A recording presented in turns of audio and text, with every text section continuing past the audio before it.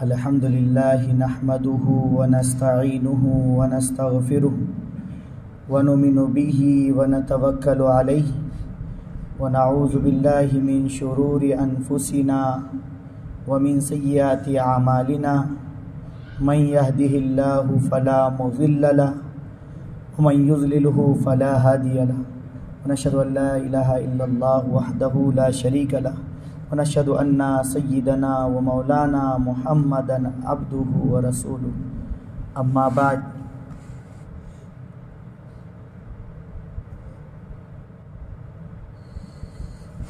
دوستو، بزرگوں، عزیز ساتھیوں، رسول اللہ صلی اللہ علیہ وسلم کی زندگی کے اوپر یہ تیسرا سبق ہے، تیسرا درس ہے۔ شروع میں پیارے آقا سرکار مدینہ صلی اللہ علیہ وسلم کے پردادا ہاشم اور دادا عبد المطلب کے بارے میں تفصیل سے بتایا جا چکا۔ اس کے بعد آپ صلی اللہ علیہ وسلم کے والد محترم کے ساتھ عبد المطلب کا جو خواب تھا بیر زمزم، جو زمزم کا کنواں ہے، اس کی تفصیل سے بات آئی، اور حضرت آمنہ کے ساتھ حضرت عبداللہ کا نکاح اور عبداللہ کی 25 سال کی عمر میں دنیا سے رخصتی۔ ایک روایت میں ہے 25 سال میں آپ صلی اللہ علیہ وسلم کے والد محترم دنیا سے جا چکے تھے، ایک روایت میں ہے 28 سال کی عمر تھی، اور ایک روایت میں ہے کہ 30 سال کی عمر تھی۔ تو 28-30 سال کی عمر بہت زیادہ عمر نہیں ہوتی، اس عمر میں رسول اللہ صلی اللہ علیہ وسلم کے والد محترم دنیا سے جا چکے تھے، آپ کی ولادت سے تقریباً 2-2.5 مہینے پہلے۔ اب جو تذکرہ ہے، پیارے آقا کی آمد قریب آ رہی ہے، دنیا میں رسول اللہ صلی اللہ علیہ وسلم کا آنے کا زمانہ قریب ہے۔ اس سے پہلے ارحاس، الف را چھوٹی ہا الف اور صاد، ارحاس کا جس کے تحت کئی واقعات آتے ہیں، جیسے سورہ علم ترا جو سورت پڑھتے ہم، اس سورت میں فیل کا لفظ آیا ہے۔ فیل کہتے ہیں ہاتھی کو، ہاتھی والا واقعہ رسول اللہ صلی اللہ علیہ وسلم کے دنیا میں آنے سے پہلے کا واقعہ ہے، اور کتنے دن پہلے کا ہے تو 50 دن یا 55 دن پہلے کا واقعہ ہے۔ ایسے ہی کیسر و کسریٰ کے محل کے جو لٹکے ہوئے جھمبر تھے، ان کا ٹوٹ کر گرنا، یہ رسول اللہ کے آمد کے وقت میں جو آگ سالہ سال سے بتکدے پہ جل رہی تھی، اچانک اس کا بجھ جانا، اور رویت آمنہ، حضرت آمنہ رضی اللہ عنہا، آپ صلی اللہ علیہ وسلم کے والدہ محترمہ کا آپ صلی اللہ علیہ وسلم کے پیدائش سے پہلے ایک نور کو چمکتا ہوا دیکھنا، جس سے کیسر و کسریٰ کے محل مکہ میں بیٹھے بیٹھے جو ہزاروں کلومیٹر دور ہے وہ نظر آ رہے ہیں۔ یہ آپ کے آنے سے پہلے کے واقعات ہیں۔ اس کو ارحاس کہتے ہیں۔ چند چیزیں سمجھ لیجئے، ایک لفظ معجزہ ہے، ایک لفظ ارحاس ہے، ایک لفظ کرامت ہے، اور ایک لفظ استدراج ہے۔ یہ 4 لفظ الگ الگ ہیں۔ معجزہ کس کو کہتے ہیں؟ رسول اللہ صلی اللہ علیہ وسلم یا کسی نبی، انبیاء، نبیوں میں سے کسی کے ہاتھ پر ایسے کام ظاہر ہو جانا کہ جس کام کو انسان عام طور پر نہیں کر سکتا، انسان کے بس کا کام نہ ہو، وہ نبی کے ہاتھ پر وہ ظاہر ہو جا رہا ہے، نبی کے ساتھ وہ پیش آ جا رہا ہے، اس کو معجزہ کہتے ہیں۔ دوسرا لفظ ہے کرامت۔ کرامت کسی ولی، اللہ والے کے ہاتھ پر ایسی چیز رونما ہو جانا، نمودار ہونا کہ جو چیز عام طور پر بندوں کے بس کی نہیں ہے، اس کو کرامت کہتے ہیں۔ اور ایک ہے استدراج، اللہ کے نافرمان یعنی شیطانی اعمال کے ذریعے سے ایسا کام کر گزرنا جو بندوں کے بس میں نہیں ہے، اس کو استدراج کہتے ہیں۔ یعنی شیطان کی طرف سے اگر کوئی آ رہا ہے، اگر کسی کو دیکھ لیا آپ نے جو اللہ والا نہیں ہے لیکن وہ ڈھونگی ہے، اس کے ہاتھ پہ آپ کو کوئی کام ہوتا ہوا نظر آ رہا ہے، تو یہ نہیں سمجھ لے کہ وہ اللہ والا ہے، وہ استدراج ہے۔ استدراج کے معنی آتے ہیں ڈھیل دینے کے۔ اللہ کی طرف سے اس بندے کو ڈھیل دی گئی جس کے بنیاد پر اس کے ہاتھ پہ ایسے کام نمودار ہو رہے ہیں، یہ اللہ کے نافرمان کے ہاتھ پہ ہوتے ہیں۔ اور ایک لفظ ہے ارہاس، یہ ارہاس کے معنی ہے رسول اللہ صلی اللہ علیہ وسلم کے ولادت سے پہلے، یعنی دنیا میں آمد سے پہلے جو واقعات آپ صلی اللہ علیہ وسلم کی برکت کی وجہ سے پیش آئے، وہ واقعات ارہاس کہلاتے ہیں۔ سمجھ میں آیا؟ ارہاس کس کو بولیں گے؟ جو رسول اللہ صلی اللہ علیہ وسلم کے دنیا میں آنے سے پہلے کوئی آپ کی برکتوں کی وجہ سے کچھ واقعات پیش آ رہے ہیں، کیسر و کسریٰ کے محل کے جھنبر ٹوٹ کے گرنا، واقعہ فیل، ہاتھی والوں کا واقعہ، اس طریقے کی جو واقعات ہوئے یہ آپ کی برکت کی وجہ سے ہوئے۔ آپ کو بتاؤں گا میں کہ آپ کی برکت کی وجہ سے کیسے ہوئے۔ اس کو ارہاس کہیں گے۔ رسول کے زمانے میں رسول اللہ کا سب سے بڑا معجزہ کیا ہے؟ قرآن کریم، یہ آپ کا معجزہ ہے، بندے کے بس کا کلام نہیں ہے۔ یہ کفار مکہ نے لگایا تھا نا الزام رسول اللہ پر، یہ کہا تھا کہ یہ تو اپنے طرف سے گھڑ لیتا ہے، ایک آدمی ہے لوہار، اس کو یہ اس کے پاس جا کر بیٹھتا اور وہ لوہار اس کو سکھاتا اور یہ آ کر اپنا بیان کرتا، اس طریقے کا الزام لگایا گیا۔ تو قرآن کریم نے یہ کہا کہ تمہارے بس میں اگر ہو تو ایک آدھی آیت لے کر آؤ، تو نہیں لا سکے تو یہ معجزہ ہے۔ کسی اللہ والے کو دیکھا آپ نے، سنا ہوگا واقعہ کہ سمندر کے اندر مصلی بچھا کر نماز پڑھ رہے ہیں۔ بھائی فضل کریم کے بارے میں بہت واقعہ مشہور ہے کہ ایک مرتبہ سفر میں جا رہے تھے، احمد آباد کے تھے، بہت بڑے اللہ والے گزرے، ان کے گاڑی میں پیٹرول ختم ہو گیا تو کنویں پہ سے بالٹی بھر کر پانی لیا، ڈال دیا اور چلتے رہی پانی کے اوپر۔ تو یہ اللہ والوں کے ہاتھ پر نمودار ہونے والی یہ کرامت کہتے ہیں اس کو۔ اور اگر کسی کو آپ نے دیکھ لیا، کسی جوگی ووگی کو، کہ وہ ایسے ایسے کام کر رہا ہے کہ انسان کو جانور بنا دے رہا ہے، جانور کو کچھ بنا دے رہا، تو یہ سمجھ لینا کہ یہ استدراج ہے۔ استدراج کے معنی ہے ڈھیل دینے کے۔ اللہ تعالیٰ نے اس کو ڈھیل دے رکھی ہے، یہ شیطان کو ڈھیل دی ہوئی ہے نا، قیامت تک کی مہلت دینا اس کو کہ اس وقت تک بہکائے گا لوگوں کو، یہ اس کے اعمال ہوتے ہیں، یہ استدراج ہوتا ہے۔ اب ارہاس کو جب ہم نے سمجھ لیا تو ارہاس کے تحت سب سے اہم واقعہ آتا ہے ہاتھی والوں کا واقعہ، جس کو واقعہ فیل کہتے ہیں۔ فیل کے معنی الم ترى کیف فعل ربک باصحاب الفیل، ہاتھی والوں کے ساتھ تیرے رب نے کیا کیا، وہ پورا واقعہ ہے۔ کیا واقعہ ہے؟ اس واقعے کو دھیان سے سمجھیے۔ آپ صلی اللہ علیہ وسلم کی دنیا میں آنے کا زمانہ جیسے قریب آ رہا ہے، 50 دن یا 55 دن ابھی باقی ہے، آپ دنیا میں آنے والے ہیں۔ شاہ حبشہ نجاشی کی طرف سے یمن کا گورنر تھا ابرہہ نامی گورنر تھا۔ اس نے دیکھا کہ لوگ حبشہ سے اور یمن سے لوگ مکہ جاتے ہیں۔ اس نے معلوم کیا، حکومت کا آدمی تھا نا، سب اس کے سامنے رپورٹ رہتی ہے۔ اس نے معلوم کیا کہ بھئی لوگ کیوں جاتے ہیں وہاں پر، آپ صلی اللہ علیہ وسلم کے آنے سے پہلے کی بات، کیوں جاتے ہیں؟ بتایا گیا کہ وہاں پر ایک خانہ خدا ہے، کعبۃ اللہ ہے، اللہ کا گھر ہے، یہ لوگ وہاں حج کرنے جاتے ہیں۔ کہا اچھا، یہاں سے اتنا لمبا سفر کر کے؟ کہا بالکل، ہزاروں کلومیٹر کا سفر کر کے لوگ وہاں جاتے ہیں۔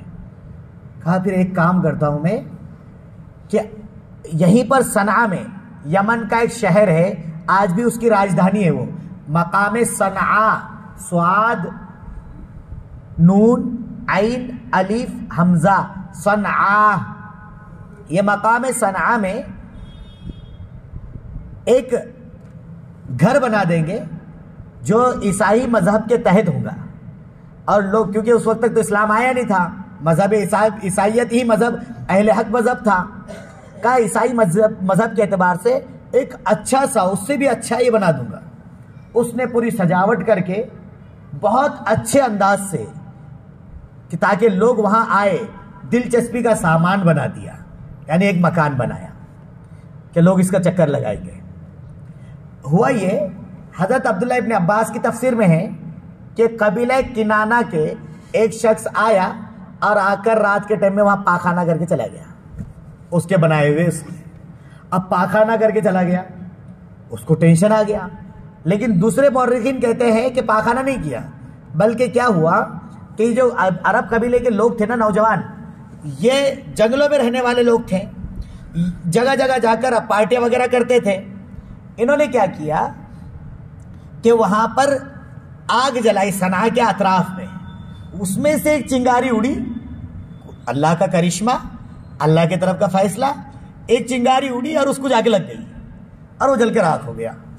اب رہا بالکل برہم ہو گیا، ایک دم ٹینشن میں، اور اس نے فیصلہ یہ کر لیا کہ اب مجھے ان کے خانہ خدا کو یعنی کعبۃ اللہ کو کیا کرنا ہے، تہس نہس کرنا ہے.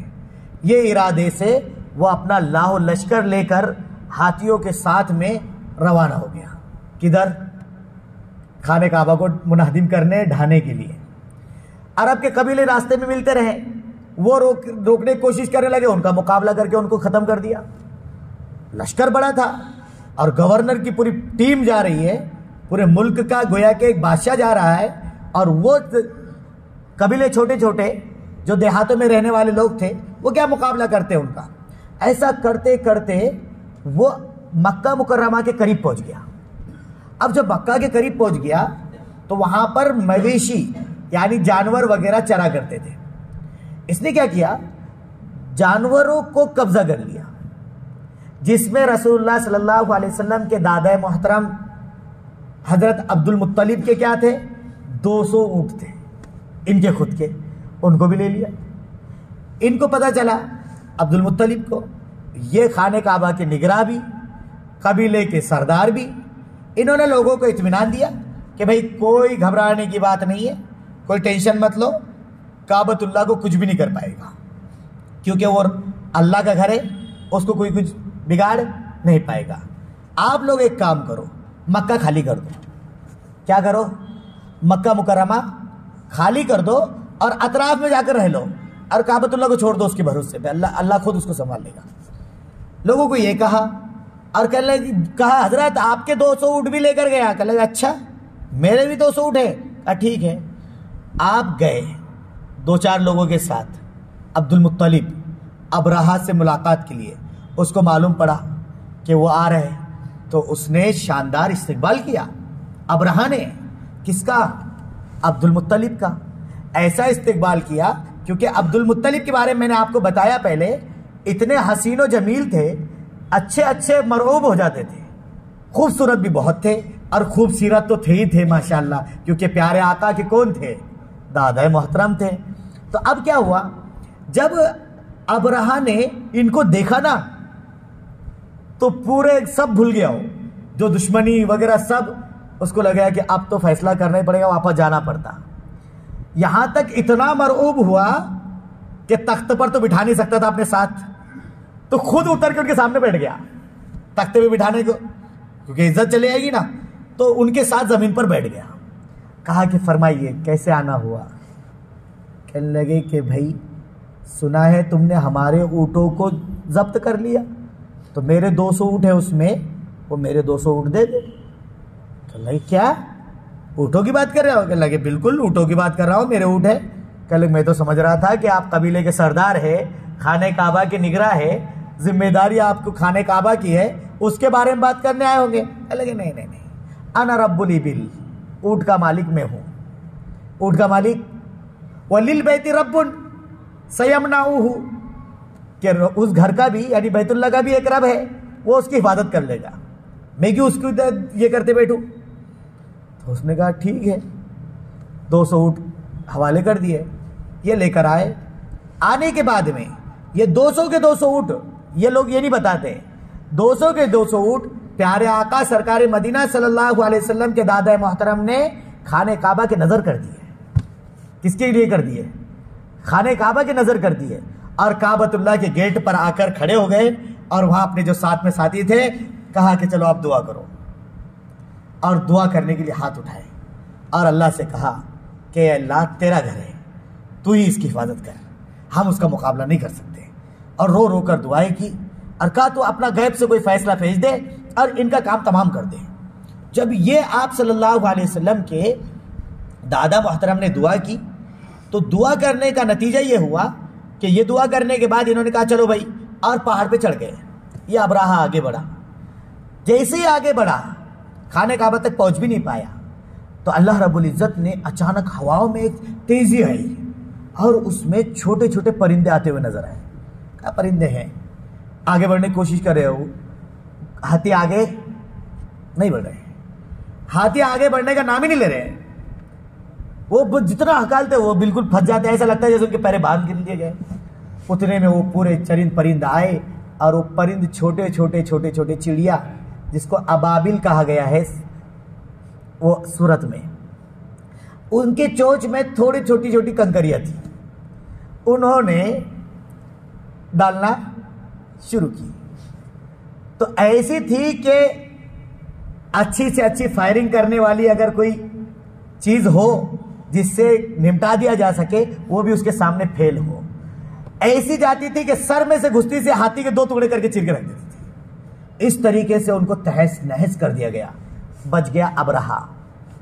بچا کون؟ ابراہہ۔ اس کو اللہ نے چیچک کی بیماری دے دی، اور چیچک ایسی چیچک دے دی کہ جہاں پر دانا نکلتا چیچک کا وہ بدن کا حصہ سڑتا اور گل کے گرتا، وہیں پر ٹکڑے کر ہوتے ہوتے اس کے پورے اعضاء کے ٹکڑے ہو کر سڑ کے گر کر مر گیا۔ اب وہاں پر وہ مرا، اللہ رب العزت نے سیلاب لے کر آئے، اور سیلاب لانے کے بعد میں پوروں کو بہا کر سیلاب لے کر چلا گیا۔ کب؟ رسول اللہ کی دنیا میں آنے سے پہلے، رسول اللہ کی دنیا میں آنے سے پہلے یہ واقعہ پیش آیا۔ یہاں پر ایک آپ سوال پیدا ہوتا ہے، یہ جو قریش تھے نا، کتنے بھی ہو، یہ بت پرست تھے، قریش بت پرست تھے، اور وہ ابراہہ کا لشکر جو تھا نا وہ عیسائی مذہب کو ماننے والا تھا، اور اہل حق مذہب کون سا تھا؟ عیسائیت کا تھا۔ پھر ہونا تو کیا چاہیے تھا؟ اللہ کے نزدیک جب عیسائیت معتبر تھی اس زمانے میں تو ان کی تو حفاظت ان کی ہونی چاہیے تھی نا، ان کی ہونی چاہیے تھی نا۔ لیکن یہ رسول اللہ کی برکت تھی، ہمارے پیارے آقا آنے والے تھے، ان کے طفیل پہ قریشیوں کو سب کو بچا لیا گیا۔ کس کو بچا لیا گیا؟ ورنہ سوال ہوتا ہے، یہ اعتراض ہوتا ہے کہ عیسائی مذہب جب برحق تھا تو پھر قریش جو کہ بت پرست تھے ان کی حفاظت کیسے ہوئی؟ ان کو بچا لیا گیا، ان کے جانور بچ گئے، اور پورے کے پورے ابراہہ کا لشکر تہس نہس ہو گیا۔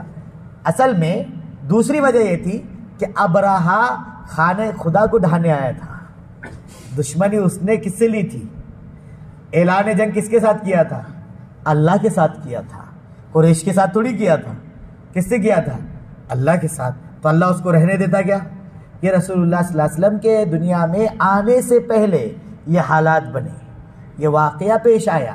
اس طریقے سے کئی واقعات جو رسول اللہ جس رات پیدا ہو رہے ہیں، دنیا میں آ رہے ہیں، آمد رسول ہے، ولادت رسول ہے، آپ کی تشریف آوری ہے، اس ٹائم میں یہ باقی کے جتنے کیسر و کسرا کے جو واقعات ہیں یہ اس رات کے اندر پیش آ رہے ہیں، وہ انشاءاللہ اس کو تفصیل سے اگلے ہفتے صرف رسول اللہ صلی اللہ علیہ وسلم کی زندگی ولادت بسعادت کو بیان کریں گے انشاءاللہ اگلے ہفتے۔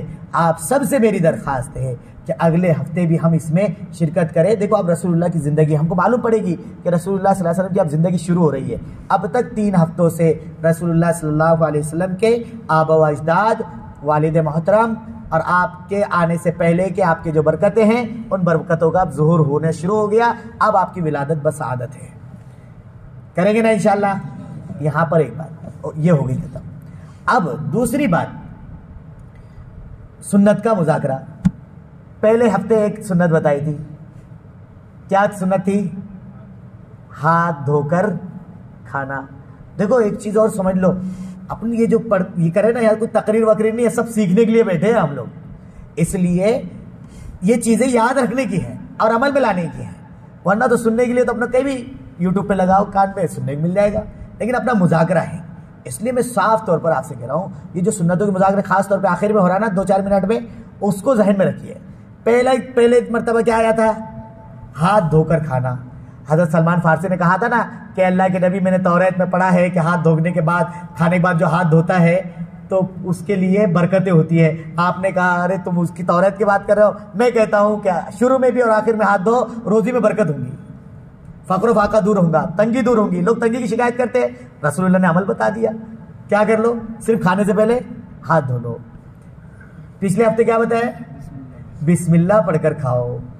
ایک صاحب نے, رسول اللہ سب بیٹھے ہوتے, ابو ایوب انصاری کہتے ہیں کہ ہم سب بیٹھے ہوئے ہیں, برکتیں خوب ہو رہی تھی, اچانک برکت ختم ہو گئی. رسول اللہ نے کہا کہ جو بعد میں صاحب آئے نا, انہوں نے بسم اللہ نہیں پڑھی تو شیطان ان کے ساتھ کھانے لگ گیا.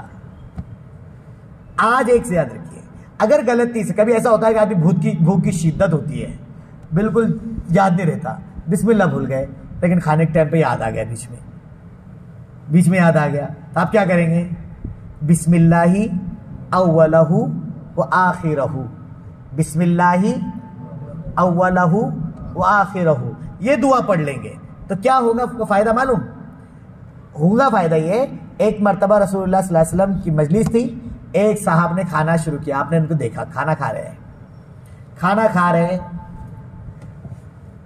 تھوڑی دیر کے بعد ان کو بسم اللہ یاد آ گئی, انہوں نے یہ دعا پڑھ لی. آپ نے کہا وہ دیکھ رہے اس کو, کہا کہ ہاں. کہا اس بندے نے بغیر بسم اللہ کے شروع کیا تھا تو شیطان خوب اس کے ساتھ چلن دے رہا تھا, کھانا میں شریک تھا, لیکن جیسے اس نے بسم اللہ اول و آخر پڑھا, شیطان نے پوری الٹی کر دیا اور بھاگ گیا, پورا نکل گیا. اس کے پیٹ میں ایک لقمہ بھی غلط نہیں گیا. تو دعا یاد نہیں رہی تو دعا, اور اگر بسم اللہ اولہ نہیں بھی آ رہا اپنا کو تو بسم اللہ بھی بول دیے تب بھی چل جاتا, بسم اللہ بھی بول دیے تب بھی چل جاتا. ایک یہ سنت, اور ایک اور سنت, کیونکہ ہاتھوں کھانے کی سنتیں چل رہی تھی, تو ایک سنت یہ یاد رکھ لیے کہ سیدھے ہاتھ سے کھانا سنت ہے, سیدھے ہاتھ سے کھانا سنت ہے, سیدھے ہاتھ سے پینا سنت ہے, سیدھے ہاتھ سے کھانا سیدھے ہاتھ سے پینا سنت ہے. ہاتھ لگایا ہوا ہے, الٹے ہاتھ میں پکڑا ہوا ہے, سیدھا ہاتھ لگا کر, یہ سنت نہیں ہے. انگلیوں کو چاٹ لو اور پھر پانی پیو تو کیا نہیں ہوگا, پیالہ بھی بھرے گا نہیں. تو کیا کرنا ہے, سیدھے ہاتھ سے پورا سیدھے ہاتھ میں پکڑ کے پیالہ پینا ہے. الٹا ہاتھ یا الٹے ہاتھ میں پکڑ کے سیدھا ہاتھ ایسا لگاتے, یہ ٹیکا نہیں چلتا شریعت میں. اپن ٹیکر سے لگاتے, ٹیکے نہیں, شریعت پہ ٹیکے ٹاکے کا نہیں ہے, شریعت تو سیدھی سادھی ہے نا, بالکل صاف صاف ہے. بھئی تم انگلیاں چاٹ لو اور اس کے بعد کیا کر لو, پانی پی لو, ایک دم کوئی گلاس بھی بھرے گا نہیں. اور یہاں پکڑ لیں گے نا اگر آپ تو کبھی بھی نہیں بھرے گا. اصل میں اپنی عادت ایسی پورا بھرانے کی. بھائی رسول اللہ نے بتایا 3 انگلیاں سے کھاؤ, 5 بھی لگا رہے ہو تو اتنے ہی بھریں گے نا, پورے بھر رہے ہیں تو اس کا مطلب اس کو کھانے کا طریقہ نہیں, پہلے کھانے کا سیکھنا پڑے گا اس کو. تو سیدھے ہاتھ سے کھانا ہے. کیا نقصان ہوتا ہے الٹے ہاتھ کے کھانے کا, میں بتا رہا ہوں. ایک مرتبہ رسول اللہ صلی اللہ علیہ وسلم بیٹھے ہوئے تھے, مجلس میں کھانا چل رہا ہے, ایک صاحب الٹے ہاتھ سے کھا رہے. آپ نے کہا ارے بندے خدا سیدھے ہاتھ سے کھا لے, کل میں جمتا نہیں عادت پڑی ہوئی ہے, رسول اللہ کو کہہ رہا ہے. رسول اللہ نے کہا اللہ کرے تیرا سیدھا ہاتھ کام نہ کرے, تیرے کو جمتا نہیں نا سیدھے ہاتھ سے. تو ہوا یہ کہ اسی وقت میں فوراً اس آدمی کا ہاتھ وہیں چل ہو گیا. اٹھانے کی بھی کوشش کر رہا تھا, اٹھتا نہیں تھا. اس لیے اگر الٹے ہاتھ سے کھانے کی عادت ہے تو اس کو چھوڑنے کی کوشش کرنی چاہیے. نہیں ہے کہ بھئی اپنا جمتا ہی نہیں, بہت ساروں کو عادت رہتی ہے وہ الٹے ہاتھ سے کھاتے ہیں. اگر آدمی نے یہ ذہن میں بٹھا لیا نا الٹا ہاتھ کا ہے, ابو داؤد شریف کی روایت ہے, الٹا سیدھا ہاتھ اللہ نے اچھے کاموں کے لیے بنایا, الٹا ہاتھ اللہ نے پاخانہ دھونے کے لیے بنایا. بالکل ابو داؤد شریف کی روایت ہے. اب بتاؤ الٹے ہاتھ سے کھا رہا بھی, الٹے ہاتھ سے دھو رہا بھی, کتنی افسوس کی بات ہے نا. اس لیے سیدھے ہاتھ سے کھائیں گے انشاءاللہ. جو کوئی کھا رہا ہے اس کو ٹوکیں گے بھی انشاءاللہ, نرمی سے ٹوکیں گے, ڈانٹ ڈپٹ سے نہیں. ڈانٹ ڈپٹ سے ٹوکیں گے تو بیکار ہو جائے گا, وہ اور زیادہ دشمنی پہ آ جائے گا, اناد پہ آ جائے گا. نرمی سے بولیں گے انشاءاللہ, کریں گے نا. اللہ ہم سب کو عمل کی توفیق عطا فرمائے. اب آخر میں چونکہ بتایا کہ دعا قبول ہوتی ہے تو اس لیے ہم مختصر سی دعا کر لیں گے. دعا کر لیں گے. الحمدللہ رب العالمین والصلاة والسلام علی سید الانبیاء والمرسلین وعلی آلہ واصحابہ اجمعین.